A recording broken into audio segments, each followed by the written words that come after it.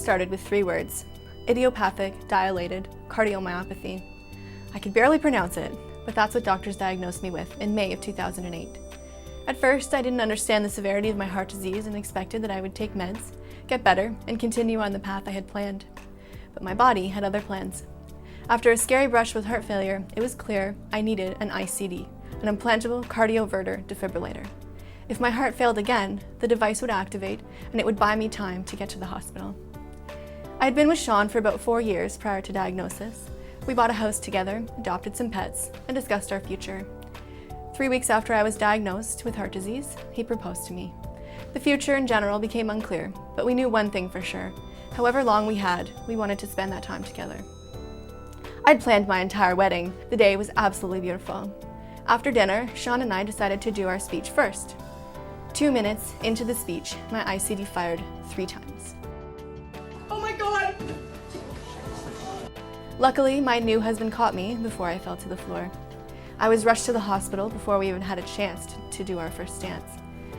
I thought it couldn't get any worse than that, but unfortunately I was wrong. The summer after the wedding, I went into severe heart failure. That's when I was sent to Toronto General Hospital's Peter Munk Cardiac Centre to be evaluated for a heart transplant. So when I met Andrea, a day I'll never forget, she was critically ill in the coronary care unit. So the most important thing that we did was to sort out that she was a candidate for transplant, a really good candidate for transplant. But as we know, sometimes unfortunately while you're waiting for transplant, in fact you get sicker and you can't wait. Time's running out and it becomes really just this incredible battle of trying to keep somebody alive and healthy enough for transplant. And we were losing the battle. And fortunately, we have this mechanical heart called the left ventricular assist device. After surgery, there were no words for how much it hurt. I'm smaller than the average patient and the LVAD barely fit in. After a while, I was able to forget about the device and just go on living. That's the goal, right? For 14 months, I carried around batteries and a controller device, which was connected to the mechanical heart inside of me. Literally, my lifeline. I carried my heart in my backpack.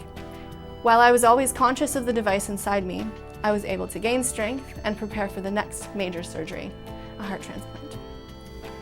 When I least expected it, the phone rang at 3 in the morning, just a few days before Christmas. The day felt right, the surgeons were confident, and we were ready. This was the day we would start our new life. I had to trust my life in the hands of Toronto General surgeons and researchers, and what comforted me most was knowing I was in the right place. Toronto General and Toronto Western hospitals are pioneers and world leaders in cardiac care, neurosciences, transplant, and surgery. It's right here that teams of scientists push the boundaries of research and make new breakthroughs in the lab every day.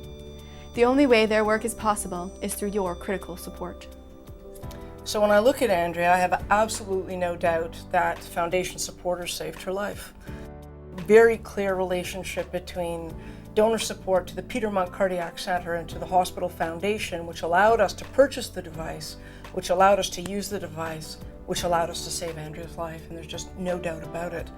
Surgeons Dr. Rao and Dr. Cusimano are 2 of my heroes who were there on the day I received my new heart. It's a pleasure to see Andrea looking so well after her heart transplant. Certainly the first time we met her, she was much sicker than this. And she really is an amazing success story and a testament to what the VAD program can do for our patients. I needed so much care, and people like you were there for me every step of the way. But there are many others like me whose lives are depending on generous people like you right now. Peter Munk Cardiac Centre is one of the largest of its kind, yet it relies heavily on donor support. Will you join me in supporting the Peter Munk Cardiac Centre at Toronto General Hospital by making a very special gift today? Your generosity will fund life-saving research, patient care, and equipment throughout the centre, like the kind that saved my life. So when you give to the Toronto General Hospital and to the Hospital Foundation and to the Peter Munk Cardiac Centre, there is no doubt in my mind that you're going to have an impact.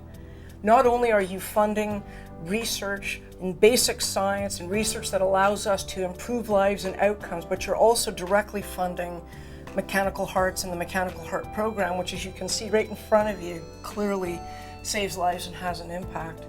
So I always like to think that in my lifetime that I will put myself out of a job. In my lifetime, I hope that we will actually be able to recognize the risk factors for heart failure and to treat heart failure and heart disease earlier and avoid actually having to do transplants.